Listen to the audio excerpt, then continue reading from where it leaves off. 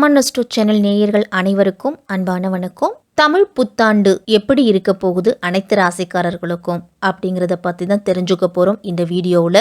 முயற்சியை விதையாக்கி நம்பிக்கையை உரமாக்கி வெற்றி பயிரை அறுவடை செய்வோம் அப்படிங்கிற பொன்மொழியோடு இந்த தமிழ் புத்தாண்டு எப்படி இருக்க போகுது அப்படின்னு தான் தெரிஞ்சுக்க போகிறோம். ஏப்ரல் மாதம் 14/4/2025 திங்கட்கிழமை நமக்கு பிறக்குது. அதே மாதிரி சித்திரை மாதம் 1ஆம் தேதியை தான் நம்ம தமிழ் புத்தாண்டா கொண்டாடிக்கிட்டு இருக்கோம். தமிழ் புத்தாண்டு குரோதி வருடம் முடிந்து விஸ்வாவசு அப்படிங்கிற ஆண்டு நமக்கு பிறக்க இருக்குது. உலகத்துல உள்ள எல்லாருமே நிறைவாகவும் மகிழ்ச்சியாகவும் வாழ போகிறோம் அப்படிங்கிறது தான் இந்த விஸ்வாவசு அப்படிங்கிறதுக்கு உண்டான பொருள். வருட கிரகங்களான சனி பெயர்ச்சி, ராகு கேது பெயர்ச்சி, குரு பெயர்ச்சி இதை வைத்து தான் விஸ்வாவசு வருடம் அப்படிங்கிறது கணிக்க போறோம். சனி பகவான் மார்ச் 29/3/2025 தான் திருக்கணித பஞ்சாங்கப்படி கும்பராசியிலிருந்து மீன ராசிக்கு பெயர்ச்சி அடைஞ்சிட்டாரு. சித்திர மாதம் 31ஆம் தேதி குரு பகவான் ரிஷபராசியிலிருந்து மிதுன ராசிக்கு பயிற்சியாக போறாரு.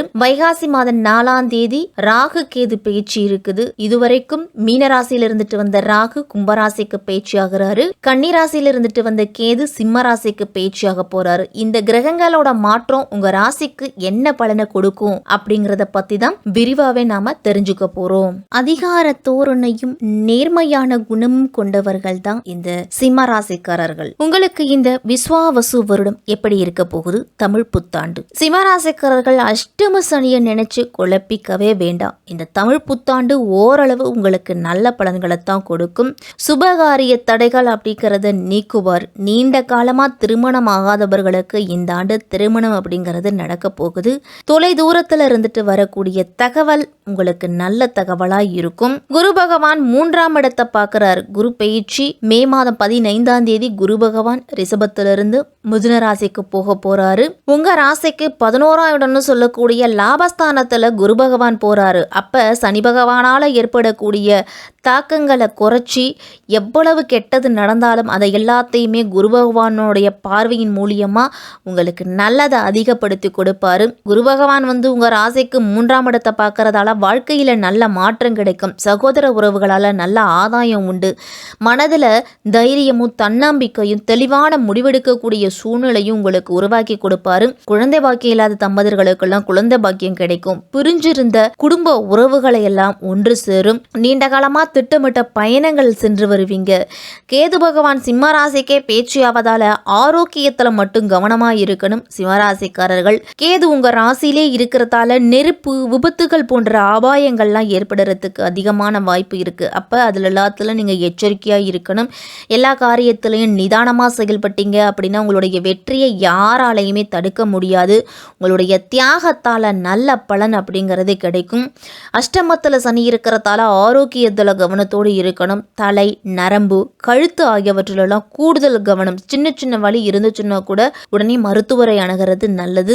வாழ்க்கை துணை, உத்தியோகத்துல எல்லாம் பிடிவாத குணம், வாக்குவாதம் இது எல்லாத்தையுமே தவிர்த்துக்கணும். இந்த ஆண்டு முழுவதுமே பல வகையிலேயே செலவுகள் அப்படிங்கிறது சூழ்ந்திருக்கும். அந்த செலவுகள் அப்படிங்கிறது குறையும். இனிமேல் குரு பகவான் லாபஸ்தானத்துக்கு வராரு. அப்ப நீங்க எதிர்பார்த்த விஷயங்கள், எதிர்பார்ப்புகள் பூர்த்தியாவதோடு அதிர்ஷ்டமான வாய்ப்புகளும் கிடைக்கும். நீங்க 10 எதிர்பார்த்திருந்தீங்க அப்படின்னா 100 கிடைக்கும் உங்களுக்கு. அந்த அளவு நல்ல பலன் குருவோட பார்வையால கிடைக்க போகுது. குரு பகவான் 10ஆம் இடத்துல இருந்து விலக போறாரு. 11ஆம் இடம்னு சொல்லக்கூடிய லாபஸ்தானத்துக்கு வர போறாரு. அப்ப உத்தியோகத்துல அதிரடியான முன்னேற்றத்தை நீங்க எதிர்பார்க்கலாம். துரோகங்கள், தடைகள் எல்லாம் விலக போகுது. வெற்றி அப்படிங்கிறது கிடைக்க போகுது.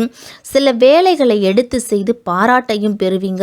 பதவி உயர்வு, சம்பள உயர்வுலாம் உங்களுடைய வாழ்க்கையில அடுத்த கட்டத்தை நோக்கி அடியெடுத்து வைக்க போறீங்க. 11ல் அமரக்கூடிய குரு பகவானால கஷ்டங்கள்ல இருந்து உங்களுக்கு விடுதலை அப்படிங்கிறதே கிடைக்க போகுது. சுதந்திர காற்றை சுவாசிக்க போறீங்க. பண வரவுல இருந்துட்டு வந்த தடை நீங்க போது பொன் பொருள் சேர்க்கை அப்படிங்கிறது கிடைக்கும். சிம்மராசிக்காரர்கள் சிம்மராசிக்காரர்களுக்கெல்லாம் குடும்பத்துல தடைப்பட்ட சுபகாரியங்கள்லாம் நடக்க போகுது. எதிர்காலத்துக்காக சேமிக்க தொடங்குவீங்க. இதுவரைக்கும் கண்ணும் காணாம போனவர்கள் கூட உங்களை தேடி வந்து பேசுவாங்க. சமுதாயத்துல மதிப்பு மரியாதை எல்லாமே அதிகரிக்கும். ஊர் பொது காரியங்களை எல்லாம் முன்னாடி நின்று நடத்துவீங்க. அதற்குரிய மரியாதை அப்படிங்கிறது கிடைக்கும். சகோதர வகையில நீங்க எதிர்பார்த்திருந்த உதவிகள் கிடைக்க போகுது. கேது பகவான் உங்க ராசியிலேயே மே மாதம் 18ஆம் தேதி பிரவேசிக்க போறாரு. ராகு பகவான் 7ஆம் இடத்துல அமர போறாரு. அப்ப சமயோஜித புத்தியோடு பேசுவீங்க. எப்போது பார்த்தாலும் எதிர்மறையா சிந்தித்த நீங்க இனி ஆக்கபூர்வமாகவும் தன்னம்பிக்கையோடு செயல்பட போறீங்க. குடும்பத்தினரோடு இருந்துட்டு வந்த கூச்சல் குழப்பம் எல்லாமே நீங்கும். பிள்ளைகளோட வருங்காலம் குறித்த கவலைகள் அப்படிங்கிறது அவ்வப்போது வந்து போகும். உங்களுக்கு தலைச்சுற்றல், சோர்வு, காய்ச்சல், தூக்கமின்மை அப்படின்னு எல்லா விஷயத்துலையுமே ஒரு சலிப்பு, ஒரு கோபம் அப்படிங்கிறதெல்லாம் நீங்க போகுது. வாங்கிய கடனை எப்படி அடைக்க போகிறோம் அப்படிங்கிற பயம் வந்து அவ்வப்போது தோன்றும் உங்களுக்கு. சிலருக்கெல்லாம் திடீர் பயணங்களால் கையிருப்பு குறையும். பெரிய நோய் இருப்பது போன்ற ஒரு பிரம்மை அப்படிங்கிறது இருக்கும். சிம்மராசிக்காரர்களுக்கெல்லாம் வியாபாரத்தில் கொடுக்கல் வாங்கல கவனத்தோடு இருக்கணும். புதிய ஏஜென்சி எடுக்கிறவங்கெல்லாம் ரொம்ப கவனத்தோடு இருக்கணும். அரசு காரியங்களில் அலட்சியம் வேண்டாம். புதிய விஷயங்களில் அகல கால் வைக்க வேண்டாம். உத்தியோகத்தில் வேலை சுமை அப்படிங்கிறது அதிகரிக்கத்தான் செய்யும். மூத்த அதிகாரிகளோட ஆதரவு கிடைக்கும் பொழுது அவர் சில சலுகைகளையும் உங்களுக்கு செய்வாங்க. சக ஊழியர்களால் சில பிரச்சனைகள் அப்படிங்கிறது வரும். உங்களை பற்றி குறை கூறுறவங்க, விமர்சனம் செய்கிறவங்கள பற்றிலாம் நீங்கள் கவலைப்படவே வேண்டாம். அலுவலக ரகசியங்களை வெளியில் பகிராமல் இருங்க. உறவுகளில் அதிகம் உரிமை எடுத்துக்கொள்ள வேண்டாம். அவர்களுடான பணம் கொடுக்கல் வாங்கல கராராக இருக்கணும். சனிக்கிழமையில் பெருமாள் கோவிலுக்கு சென்று சக்கர தாழ்வாரை வழிபட்டுட்டு வாங்க. தாயார் சந்நிதியில் நெய் தீபம் ஏற்றி வழிபட்டு வாங்க. உங்களுடைய பிரச்சனைகள் நீங்கி மகிழ்ச்சி அப்படிங்கிறது அதிகரிக்கும். பயணங்களால் உங்களுக்கு ஆதாயம் உண்டு. வெளியூர் வெளிநாடு சம்பந்தப்பட்ட பல்வேறு பயணங்கள் அப்படிங்கிறது சிம்மராசிக்காரர்கள் சென்று வருவீங்க. குரு 11ஆம் இடத்துக்கு பயிற்சி ஆவதால் நிலம், வீடு, வண்டி வாகனம் உள்ளிட்ட சொத்துக்கள் அப்படிங்கிறது சேரும். உத்தியோகம், தொழில் இருந்துட்டு வந்த தடை நீங்கி பொருளாதாரத்தில் நல்ல ஏற்றம் கிடைக்க போகுது. மாணவர்களுக்கெல்லாம் கல்வியில் நல்ல முன்னேற்றம் இருக்கும். குடும்பத்தில் மகிழ்ச்சி அதிகரிக்கும். மே மாதத்துக்கு பிறகு வயதுல சின்னவங்களா இருந்தா கூட அவர்களால நல்ல பலன் அப்படிங்கிறது அதிகம் உண்டு. குரு பகவான் 3ஆம் இடத்தை பார்க்கறதால வாழ்க்கையில நல்ல மாற்றம் இருக்கும். மனதில் தெளிவு அப்படிங்கிறது உண்டு. குழந்தை பாக்கியம் இல்லாதவர்களுக்கெல்லாம் குழந்தை பாக்கியம் கிடைக்கும். இறை வழிபாட்டில் அதிகமான கவனத்தை செலுத்துங்க. ஏழைகளுக்கு தான தர்மம் அப்படிங்கிறத செய்யுங்க. வியாபாரிகள்லாம் திட்டமிட்டபடி வேலைகளில் கடுமையான உழைப்பு அப்படிங்கிறது இருக்கும். விற்பனைய பிரதிநிதிகளே நியமிப்பாங்க. அதனால எதிர்பார்க்கும் அதிக லாபம் அப்படிங்கிறது கிடைக்கும். வங்கிகளிடம்லாம் கடன்கள் பெறத்துக்கு விண்ணப்பிச்சிருந்தீங்க அப்படின்னா வங்கி கடன் அப்படிங்கிறது கிடைக்கும். அரசியல்வாதிகள்லாம் தொண்டர்களோட ஆதரவு அப்படிங்கிறது உங்களுடைய செயல்களை இன்னும் துரிதப்படுத்தும். அவர்களுக்காக எதிரிகளோட கஷ்டங்கள் அப்படிங்கிறது இருக்காது. அவர்கள் மீது எப்போதுமே ஒரு கண் வச்சிருக்கிறது நல்லது. கட்சி தலைமையிடத்துல உங்களோட நல்ல பெயரை காப்பாத்திக்கிறதுக்கு வாயை கொடுத்து மாட்டிக்கொள்ளாம இருக்கிறது தான் நல்லது. பெண்கள்லாம் கணவரிடத்திலிருந்து கிடைக்க வேண்டிய பாசம் அப்படிங்கிறது அதிகரிக்கும்.